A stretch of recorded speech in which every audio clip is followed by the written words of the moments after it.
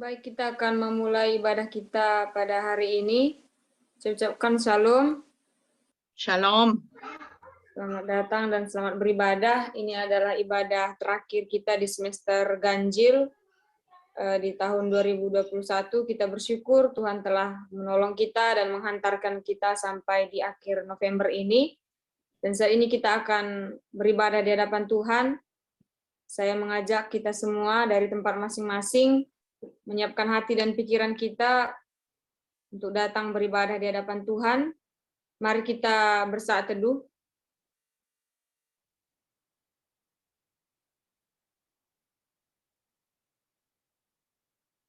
Firman Tuhan berkata, "Nyanyikanlah nyanyian baru bagi Tuhan, sebab Ia telah melakukan perbuatan-perbuatan yang ajaib. Keselamatan telah dikerjakan kepadanya oleh tangan kanannya, oleh lengannya yang kudus." Amin. Mari kita mengangkat pujian kita yang mengatakan, "Aku milikmu, Yesus Tuhanku."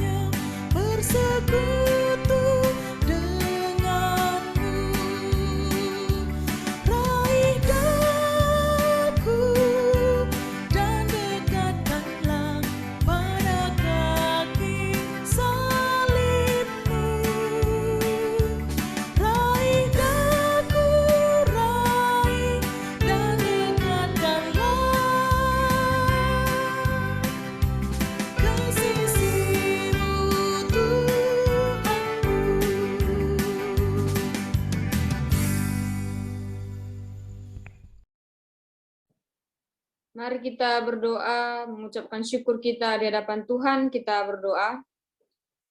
Ya Tuhan Allah kami bersyukur sepanjang kehidupan kami atas kebaikan dan pemeliharaan Tuhan, sehingga pada hari ini ya Tuhan kami beroleh kasih karunia, kami dimampukan untuk melewati setiap hari, bahkan bulan demi bulan yang kami lalui di tahun ini. Kami bersyukur itu semua karena pertolongan Tuhan. Dan pada hari ini ya Tuhan, kami mau beribadah menghadap Tuhan sebagai ucapan syukur kami, karena begitu besar kasih Allah kepada kami.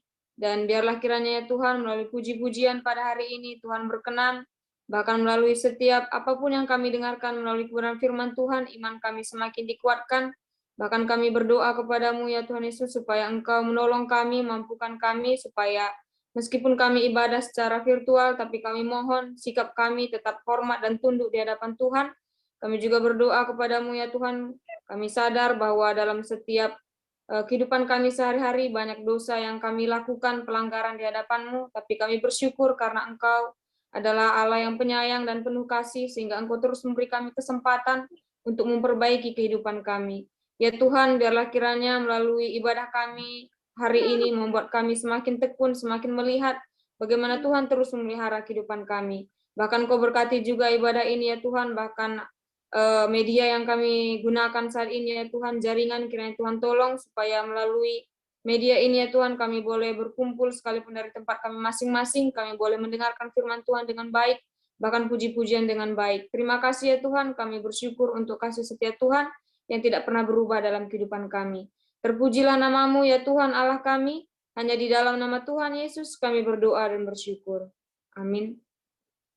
Kita akan mendengarkan kebenaran firman Tuhan, namun sebelumnya mari kita mengangkat pujian yang mengatakan, tak kita menyerahkan.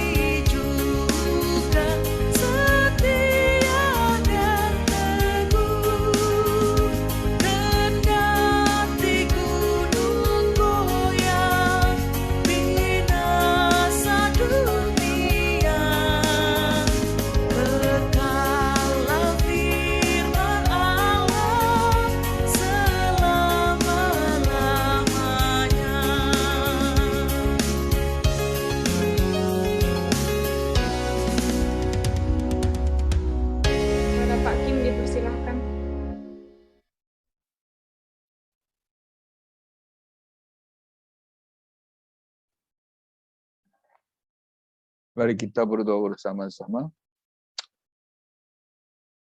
Ya Tuhan, kami sungguh mengucap syukur kepadamu atas pemeliharaan-Mu sepanjang tahun 2021.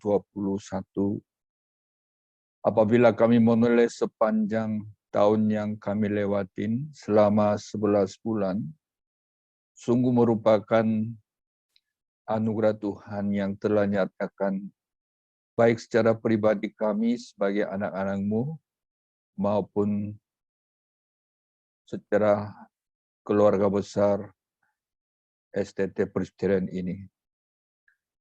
Merupakan satu tanda bahwa Engkau masih begitu mengasihi kami, memerlukan kami dalam pelayanan yang mulia. Maka hari ini merupakan hari yang terakhir dalam semester ini, dalam perkuliahan. Kami sekali lagi mengucap syukur kepada Engkau, bahwa Engkaulah yang begitu baik. Namun kami juga rindu mendengar apa yang Engkau inginkan kepada kami, baik secara pribadi maupun secara keluarga besar, anak-anak STT Presbyterian, supaya kami benar-benar memegang kebenaran firman Tuhan dalam perjalanan hidup kami bersama dengan Engkau. Urapi hamba-Mu sederhana ini untuk menyampaikan kebenaran firman-Mu, bahkan sembunyikan hamba-Mu ini di belakang salib-Mu, sehingga apa yang Engkau inginkan, kami semua terima dan kami akan melakukan. Terpujilah nama-Mu Tuhan, di dalam nama Tuhan Yesus Kristus, kami sungguh mengucap. Amin. Saudara-saudara yang kukasihi dalam Tuhan, kita patut bersyukur kepada Tuhan atas pimpinan Tuhan sepanjang tahun 2021. Tinggal 1 bulan lagi kita akan memasuki tahun yang baru. Jadi tadi saya sudah sebut di dalam doa saya, memang perjalanan kehidupan tahun ini di tengah-tengah pandemik, dengan pergumulan demi pergumulan, baik secara pribadi maupun secara keluarga besar, STT Presbyterian, menghadapi banyak tantangan. Namun atas pertolongan dari Tuhan, kami sampai di sini. Allah sebagai Allah Ebenezer, sehingga sebelum kita memasuki bulan Desember ini, kami perlu mengevaluasi sepanjang tahun yang kami lalui. Bahkan bulan Desember merupakan bulan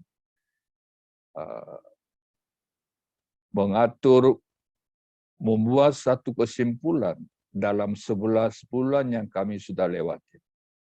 Maksudnya hal-hal yang perlu kita perbaiki, hal-hal yang sudah berhasil kita mengucap syukur. Sehingga sebelum kita memasuki tahun yang baru, khususnya bulan Desember yang kami akan masuki mulai besok, harus mempersiapkan diri. Jadi ibadah tutup semester ini bukan merupakan terakhir, tapi ini merupakan persiapan untuk semester yang akan datang, yaitu tahun 2022. Jadi sekali lagi saya mengucap syukur atas perjuangan baik para dosen maupun mahasiswa dalam semester ini. Awal semester saya pernah khotbah dan saya akhir semester ini saya juga membawa firman Tuhan bahwa masih saya bisa bertemu dengan saudara dengan walaupun Zoom, tapi masih diizinkan oleh Tuhan bernapas bahkan melayani Tuhan. Karena di sekitar kita begitu banyak orang yang kita kenal dan sayang, bahkan di antara sanak saudara sudah dipanggil gara-gara COVID-19 ini. Terutama Ibu Marmi yang begitu berjuang dalam berbagai kelemahan, kemo demi kemo, berbagai krisis-krisis, tapi Tuhan lindungi. Sehingga pada pagi hari ini saya melihat wajahnya sangat cerah, kelihatannya makin sedikit gemuk, dan juga tetap bersemangat. Jadi memang apa yang kita memberi kepada Tuhan itu merupakan satu pergumulan kita. Kita semua setuju bahwa Tuhan kita begitu baik. Tuhan kita memberi nyawanya, Tuhan kita memberi jaminan keselamatannya, Tuhan telah memanggil kita dan Tuhan telah memberi satu tugas yang mulia kepada kita. Tapi apa sesungguhnya bentuk kehidupan apa yang berkenan di hadapan Tuhan? Itu yang kita coba belajar bersama-sama. Next, kita coba lihat sebagai pendahuluan. Memang kita titik keberangkatan daripada pelayanan kita itu dari rencana Allah Bapa kita. Allah Bapa kita begitu mengasihi manusia, baik yang manusia sudah mengenal Tuhan, manusia yang belum mengenal Tuhan. Akhirnya Ia telah mengaruniakan anaknya yang tunggal, yaitu Yesus Kristus. Bapa kita mengirimkan anaknya Yesus Kristus ke bumi ini hanya satu tujuan, supaya setiap orang yang percaya kepada Tuhan tidak binasa, melainkan peroleh hidup yang kekal.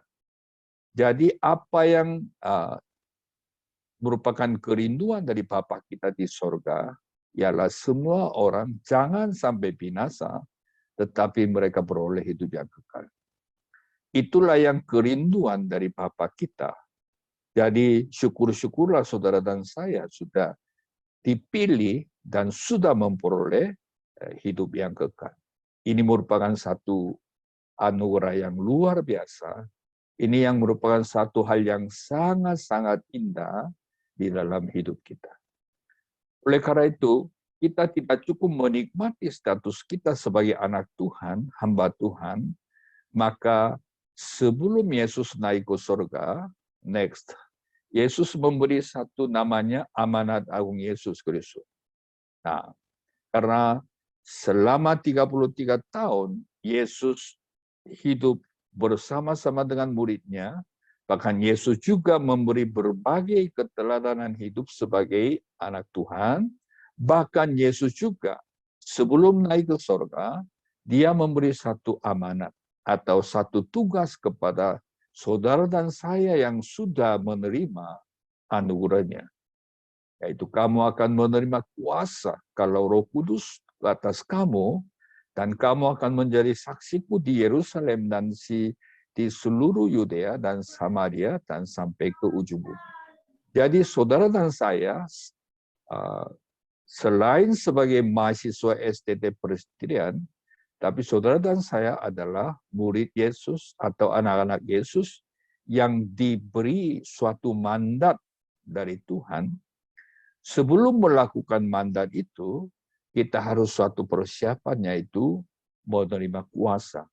Karena tugas yang kita lakukan terlalu berat, sehingga kita sendiri tidak bisa melakukan menjadi saksi Kristus.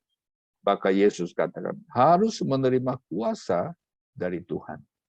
Nah, tujuannya apa, saudara dan saya? Bukan sekedar Kristen, bukan sekedar hamba Tuhan.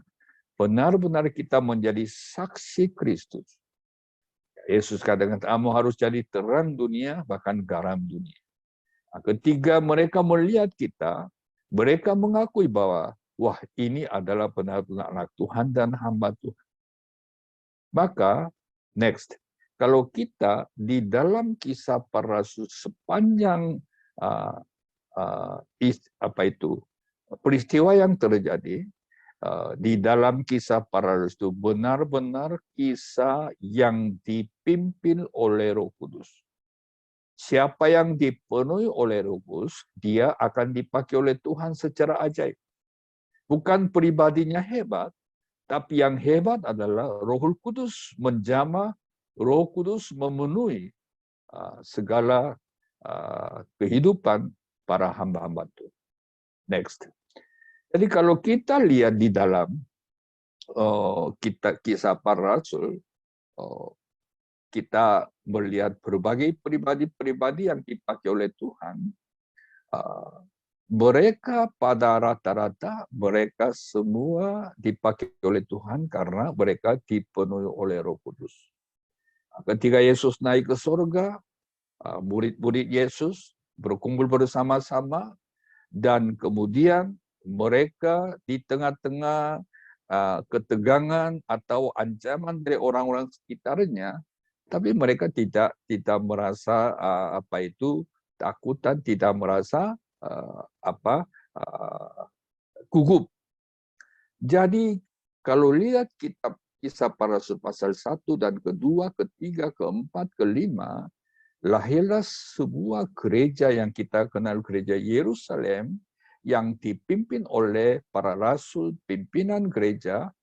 Pada umumnya mereka semua dipenuhi oleh Roh Kudus.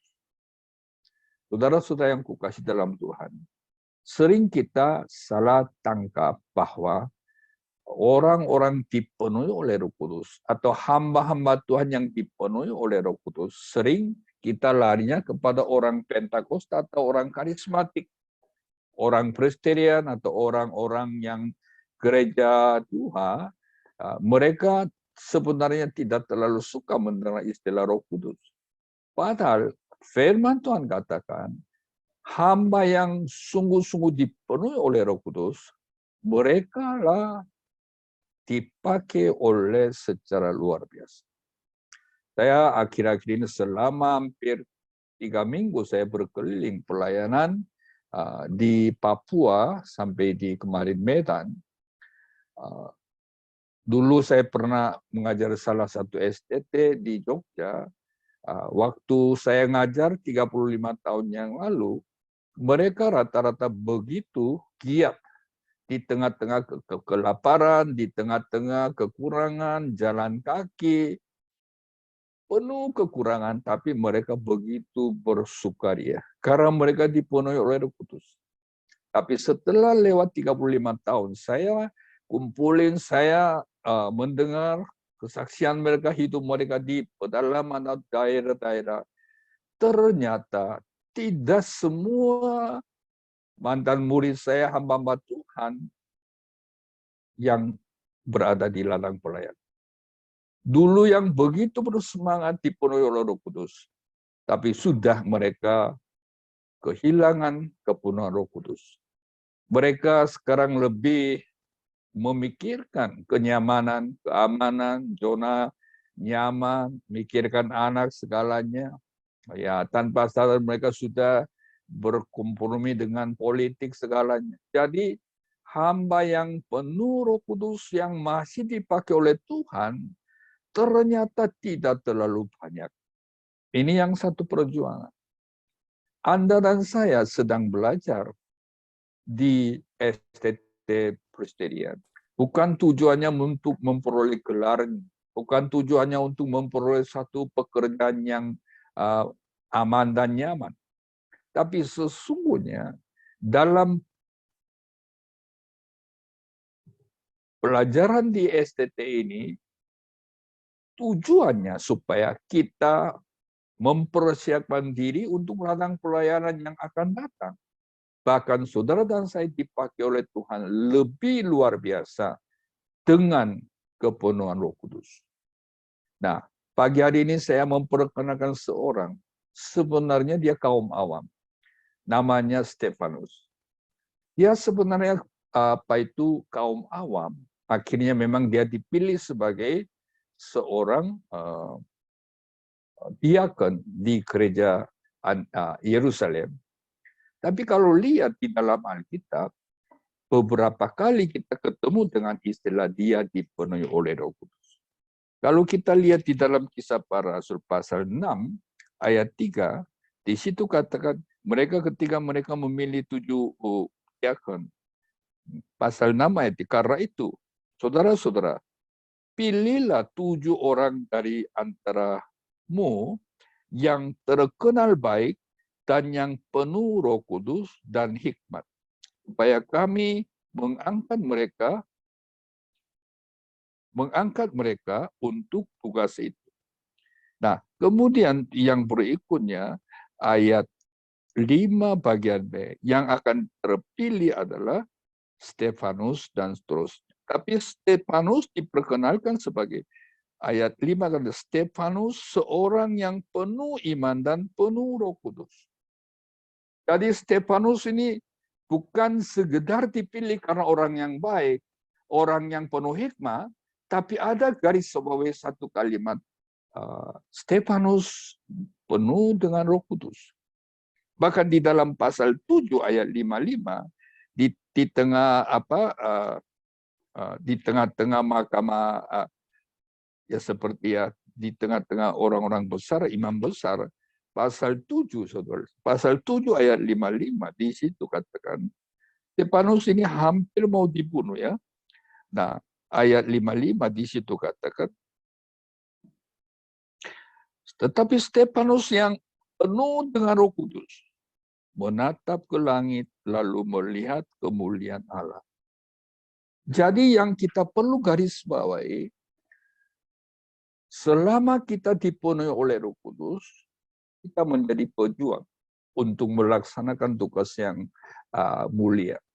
Tapi kalau kita sudah tidak dipenuhi oleh Roh Kudus, kita hanya asal-asalan berada di dalam ladang pelayan. Akhir-akhir ini saya sungguh menyadari bahwa di tengah-tengah tantangan, di tengah-tengah kesulitan, saya berkeliling, naik pesawat, naik mobil, naik sepeda motor, dan jalan kaki, dengan kepanasan, berbagai ancaman dari nyamuk, tapi saya menikmati, karena saya merasa dipenuhi oleh Roh Kudus. Tuhan yang menggerakkan hati saya. Sambil nangis, sambil bersuka cita dengan hamba-hamba Tuhan di pedalaman. Saya mengunjungi salah satu STT di Papua. Ya, mereka sudah jumlah mahasiswanya ratusan, 600-700 mahasiswa dengan kesibukan. Tapi ketika saya menantang mereka, memang mereka recommitment, sambil nangis, sambil benar-benar diperbaharui oleh Tuhan.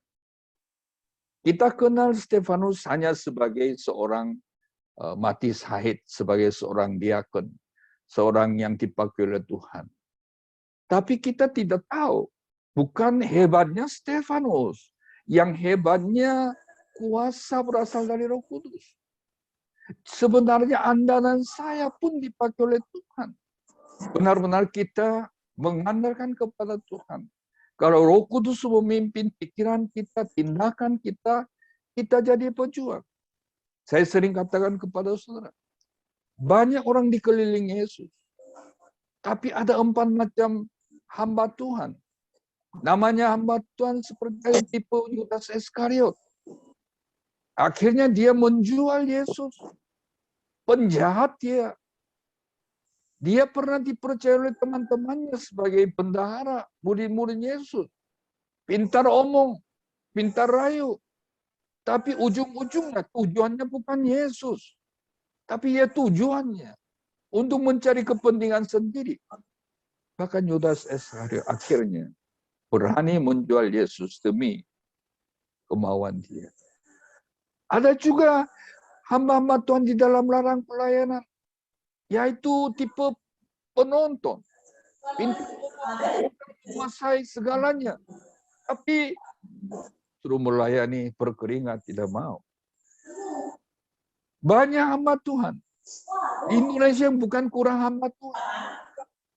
Tapi terlalu banyak hamba Tuhan yang hanya bicara-bicara. Tapi tidak berkeringat di dalam ladang pelayanan. Kemarin saya suruh di evaluasi mantan-mantan atau yang alumni-alumni STT kita. Inventaris kurang lebih 100 hamba Tuhan yang masih ada di dalam ladang pelayanan.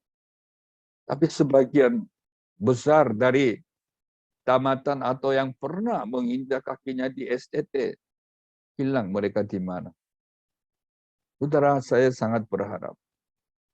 STT ini sekolahnya kecil dan sederhana, mahasiswa tidak banyak.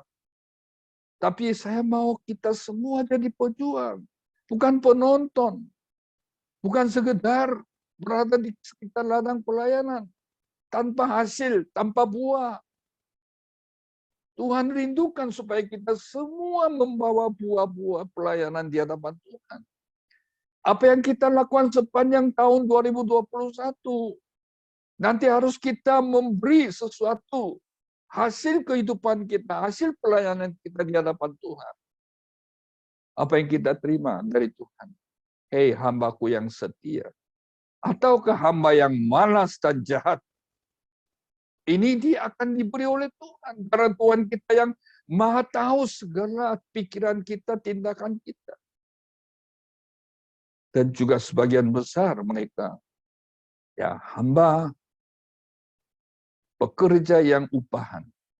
Pekerja ada di dalam ladang pelayanan, tapi mereka masih menantikan upahnya, menantikan pengakuannya, menantikan satu dinar yang Tuhan janjikan.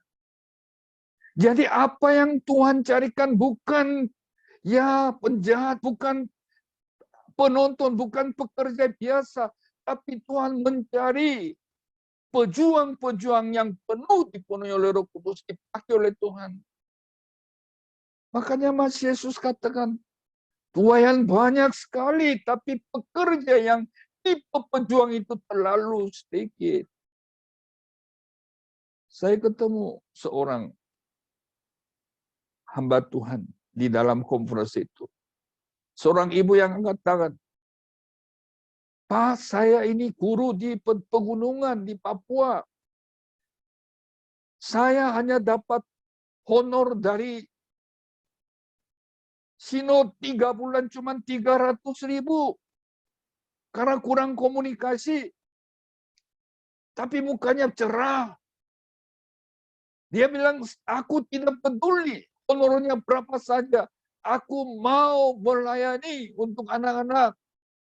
Kelaparan tidak masalah. Bukannya penuh dengan sukacita. Dalam hati saya nangis. Ini hamba Tuhan ini dicari oleh Tuhan.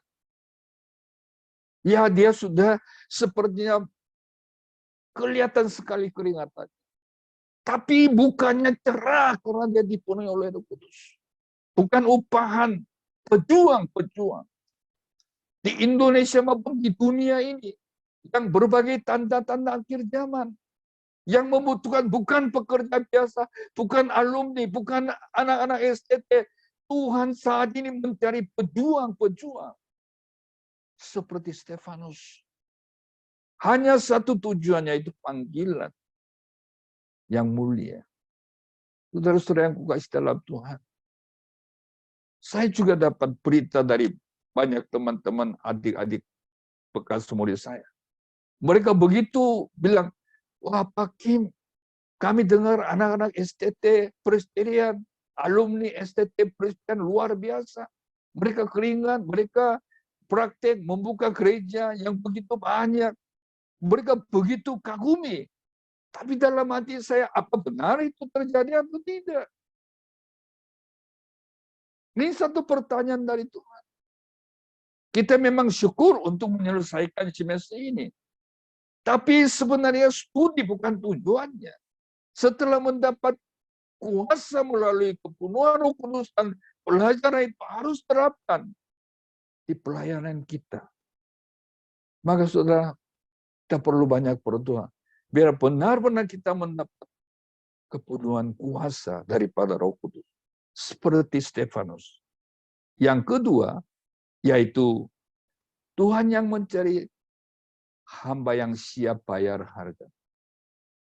Saudara-saudara yang kukasih dalam Tuhan. Kemarin saya sempat opas salah satu gereja.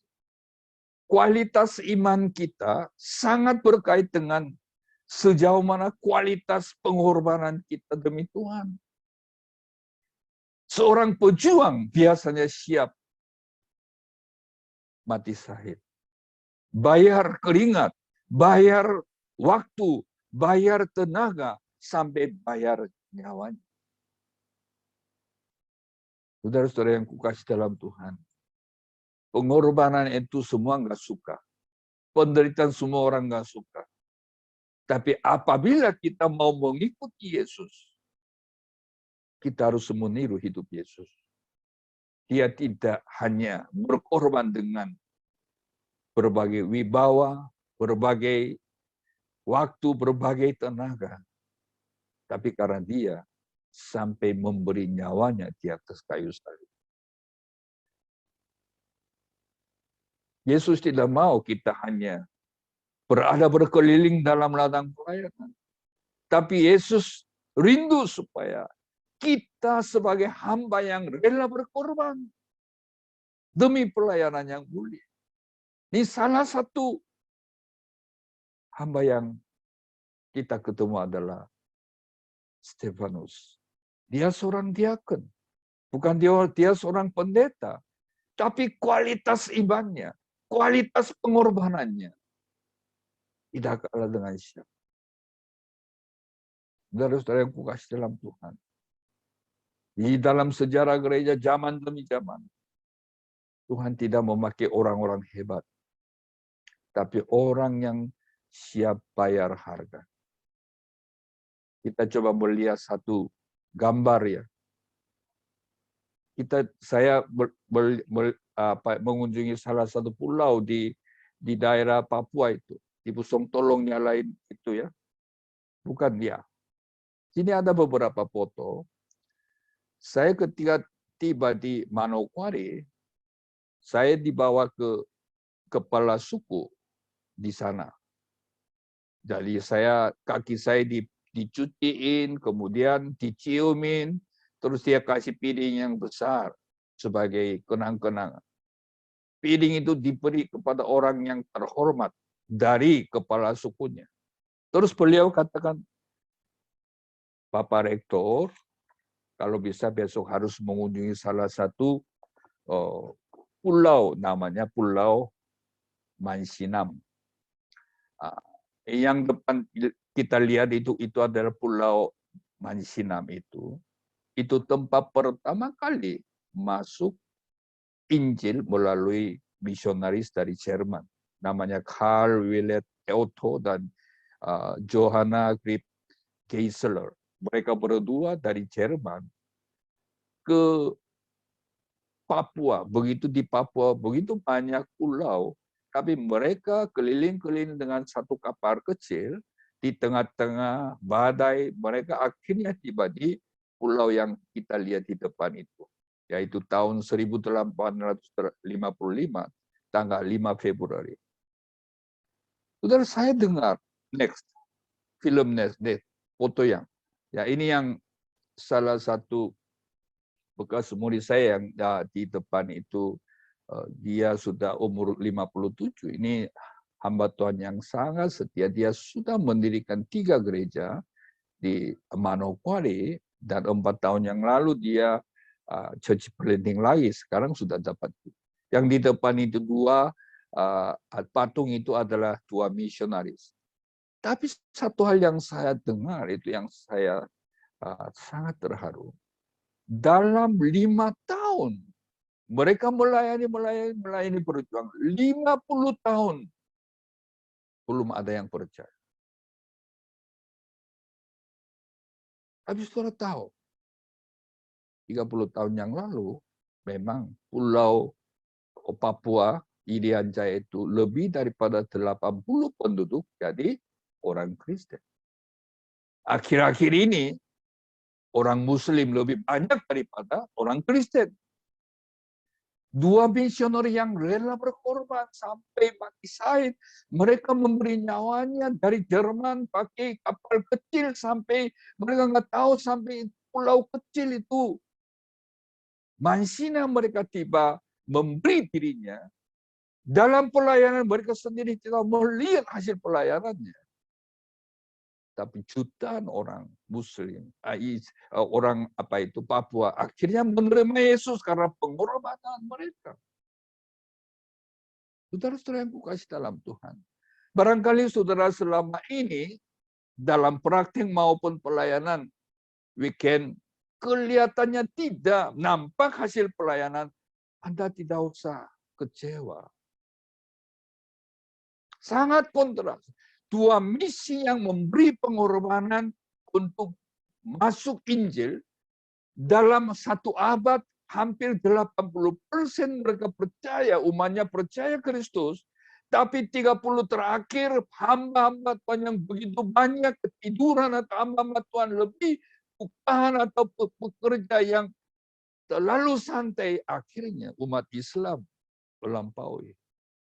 Saya dengar 65% orang Papua sudah menjadi orang Muslim. Mereka punya strategi yang luar biasa. Sedangkan banyak hamba Tuhan terlalu santai. Enggak semuanya. Memang mereka yang setia. Dunia sedang menantikan peranan gereja Indonesia untuk menjangkau dunia bagi Kristus. Bukan melalui orang-orang hebat. Tapi saya sangat berharap di antara alumni STT Presbyterian, di antara saudara,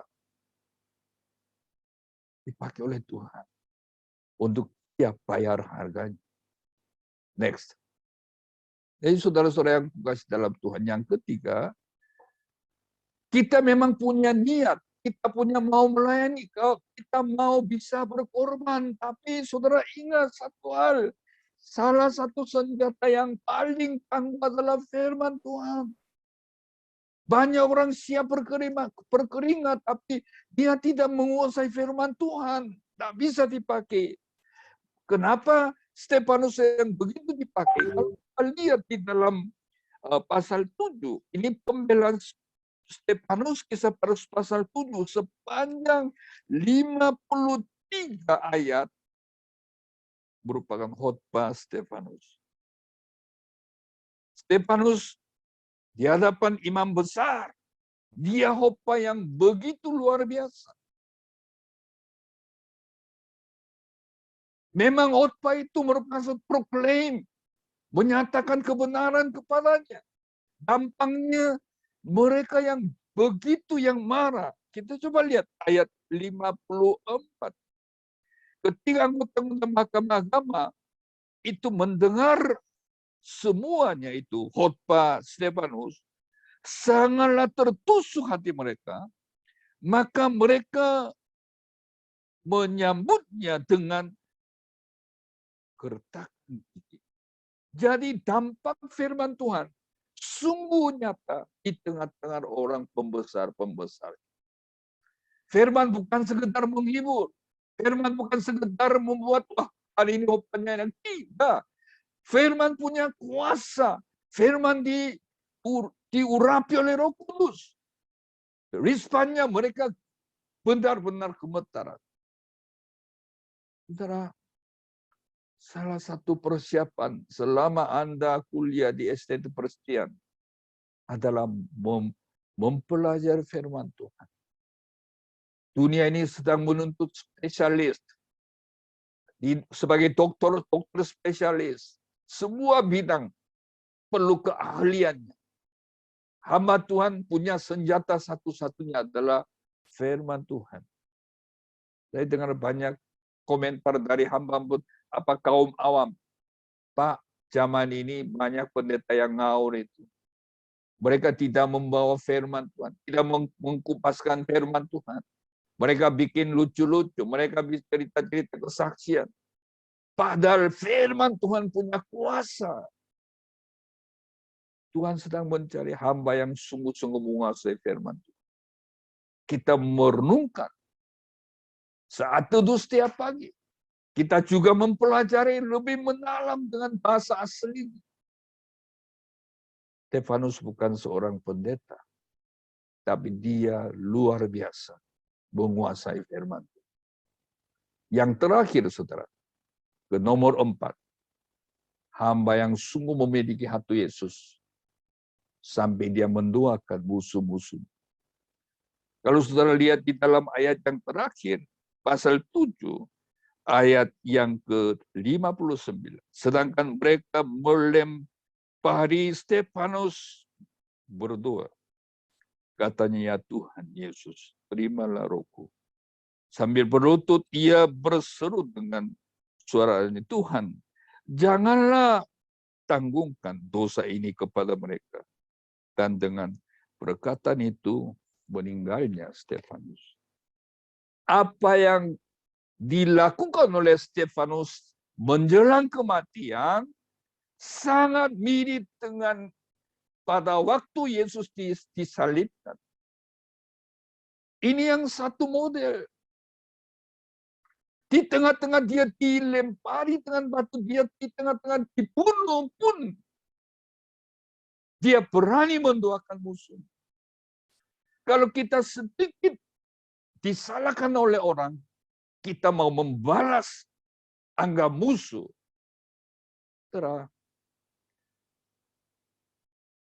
Dunia ini sedang mengalami kesulitan, termasuk dunia hamba Tuhan.